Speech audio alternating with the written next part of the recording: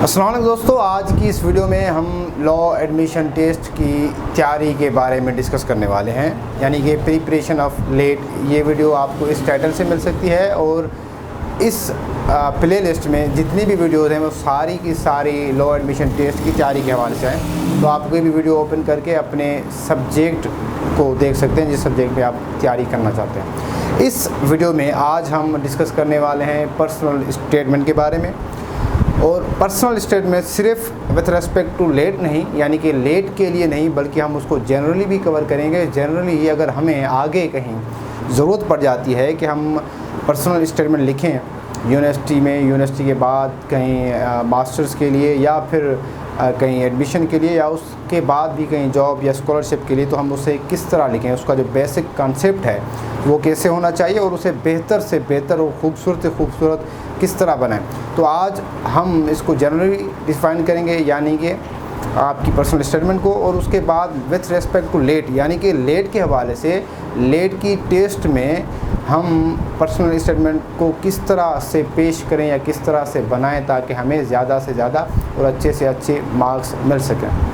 तो दोस्तों, सबसे पहले मैं आपको बताता चलूँ कि ये इस वीडियो में हम दोनों साइड्स, यानी कि जो दूसरी वीडियोज़ हैं उसमें हमने सिर्फ इंग्लिश और या फिर उर्दू कवर किया है, लेकिन इस वीडियो में हम पर्सनल स्टेटमेंट को दोनों साइड से एक ही जगह पर कवर करेंगे। यानी कि अगर आप उर्दू में लिखना चाहेंगे तब भी ये आपके लिए हेल्पफुल होगी, और अगर आप इंग्लिश में लिखना चाहेंगे फिर भी ये आपके लिए वीडियो हेल्पफुल होगी।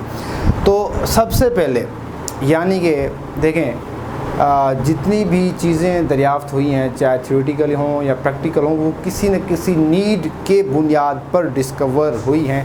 तो पर्सनल स्टेटमेंट लिखने की ज़रूरत ही क्या है, या फिर जिस तरह मैंने यहाँ पे लिखा है why we write personal statement, हम पर्सनल स्टेटमेंट लिखते ही क्यों हैं।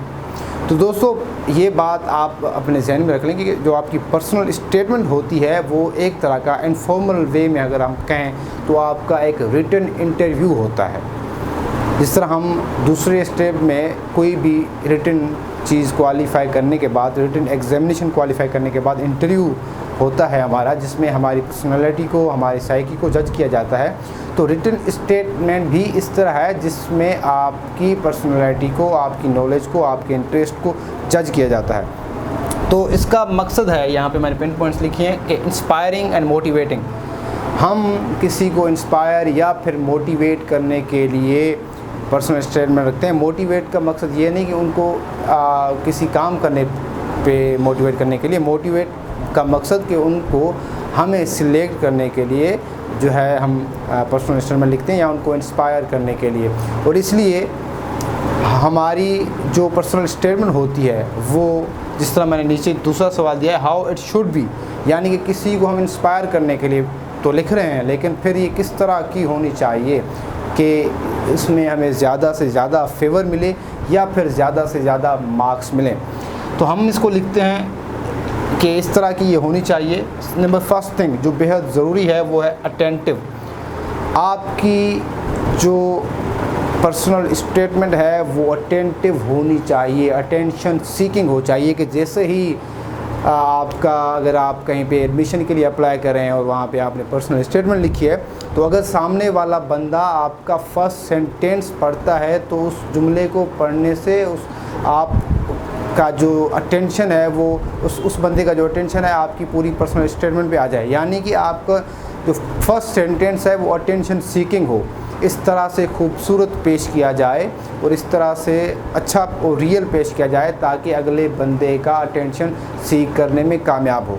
Number second thing is attractive, पुरकशिश हो, यानी कि बोरिंग ना हो, क्योंकि personal statement is not like ऐसे, आपकी ऐसे की तरह नहीं होती।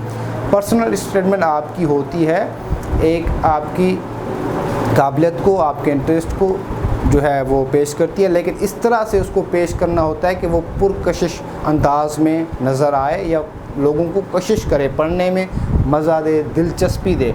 जिसका यानी कि तीसरी पॉइंट इंटरेस्टिंग मैंने लिखी है कि वो इंटरेस्टिंग होनी चाहिए। इंटरेस्टिंग का मकसद ये नहीं कि फ़नी होनी चाहिए, एंटरटेनिंग होनी चाहिए।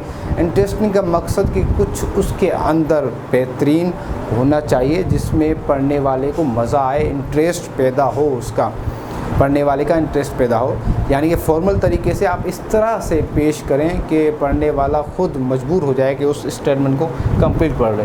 चौथी बात रियल, क्योंकि पर्सनल स्टेटमेंट देखिए नाम से ही क्लियर है कि पर्सनल आपकी ज़ाती स्टेटमेंट किस चीज़ के बारे में, अपनी ज़ात के बारे में, अपनी ज़ात के बैकग्राउंड का हवाला, अपनी ज़ात के शौक़ का हवाला, हॉबीज़ का हवाला, स्टडीज़ का हवाला, इंटरेस्ट का हवाला। तो आपकी जो पर्सनल स्टेटमेंट होती है आपके बारे में, आपकी ज़ात के बारे में, वो हकीकत में होनी चाहिए, रियल होनी चाहिए, रियल पे मुबनी होनी चाहिए, हकीकत पर मुबनी होनी चाहिए। उसमें आप कोई भी झूठ पेश ना करें, कोई भी झूठी बात पेश ना करें। जो भी आप लिखें वो हकीकत हो और सच हो आपके बारे में, यानी कि आप जितनी भी उसमें काम या ख़ासियतें बयान कर रहे हैं अपने बारे में, वो हकीकत में वैसे आप में हों, पाई जाती हों। यानी कि आप क्रिकेट खेलते हैं तो आप लिखें कि you are interested in cricket. अगर आप नहीं खेलते तो उसको झूठ बनाकर ना लिखें। Number 5 is related with self, यानी कि जिस तरह मैंने बताया कि आपके बारे में होती है, पर्सनल स्टेटमेंट ज़ात के बारे में होती है, तो ज़ात के बारे में ही होनी चाहिए। नंबर 6 इज़ पर्पज़ अचीविंग, यानी कि वो आपका जो गोल है कि आप लिखते क्यों हैं, वो गोल अचीविंग होनी चाहिए। यानी कि पानी में पत्थर फेंकने जैसी नहीं होनी चाहिए।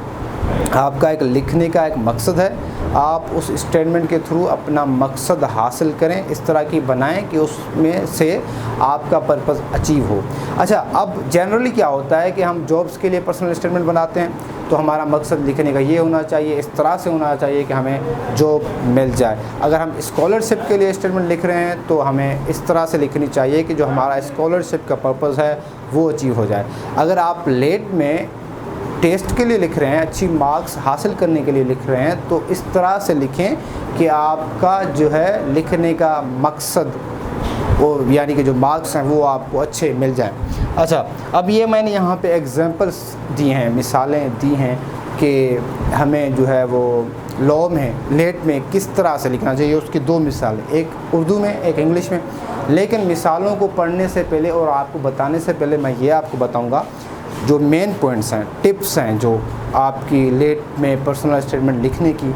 सबसे पहले देखें, आप लॉ एडमिशन के लिए जा रहे हैं, कानून के शोबे में एडमिशन के लिए जा रहे हैं, आप ये बात जहन में रखें। दूसरी बात, आपको मार्क्स लेनी है और आप एजुकेशन से वाबस्ता हैं, तो आपको स्टेटमेंट इस तरह बनानी चाहिए जो ये शो करे कि आप कानून के शोबे में शौक़, दिलचस्पी रखते हैं और इसीलिए आप कानून में एडमिशन लेना चाहते हैं। यानी कि आपकी पर्सनल ज़िंदगी के साथ साथ, आपकी हॉबीज़ के साथ साथ, राइटिंग, रीडिंग क्वालिटीज़ के साथ साथ, दूसरी चीज़ों के साथ साथ ये भी स्टेटमेंट में ज़ाहिर होना चाहिए कि आप इसमें लॉ में एडमिशन में दिलचस्पी रखते हैं और आपको एडमिशन मिलनी चाहिए।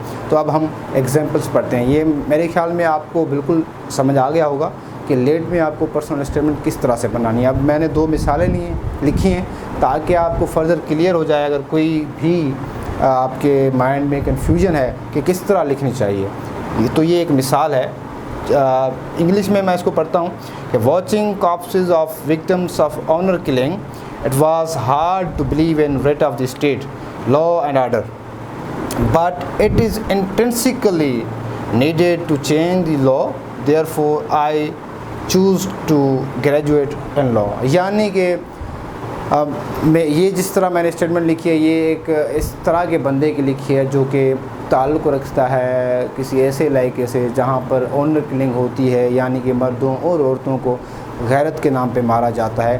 तो वो बंदा कह रहा है कि गैरत के नाम पे मरने वालों की लाशें देख देख कर मुझे जो है स्टेट, रियासत की खुद मुख्तारी और लॉ एंड ऑर्डर के बारे में सवालात पैदा होते थे और मैं उन्हें ठीक करने का सोचता था। तभी मैंने लॉ के डिपार्टमेंट में एडमिशन लेने का सोचा। अब दूसरी मिसाल है उर्दू में, ये मैं पढ़ूंगा तो आपको समझ आ जाएगी कि उर्दू में किस तरह से पर्सनल स्टेटमेंट होनी चाहिए। लाकानूनियत, लामहदूद और लाज़मान नहीं होनी चाहिए। हर रोज़ बढ़ते हुए जराइम और जुल्म को देखकर मैंने हमेशा से कानून और नज़्म व ज़ब्त का सोचा है, इसलिए मैं कानून पढ़ने और नाफिज कराने का ख्वाहिशमंद हूँ। अब ये बात इसमें आप क्लियरली नहीं बताना चाहते, आपने क्लियरली नहीं बताया कि आप लॉ में एडमिशन लेने जा रहे हैं लॉ में इंटरेस्टेड हैं, लेकिन आपने इस बात को इस तरह से पेश किया है कि आपका एडमिशन लेने का मोटिव जो है वो साबित हो चुका है। और नंबर सेकंड थिंग इज़ कि इसमें जो है आपका ये भी शो हो चुका है कि आप कानून में दिलचस्पी रखते हैं और कानून की पढ़ाई में भी दिलचस्पी रखते हैं। इंशाल्लाह हम नेक्स्ट वीडियोस में लेट के बारे में दूसरी चीज़ें डिस्कस करेंगे और बताएंगे। तब तक दें इजाज़त। Thank you very much.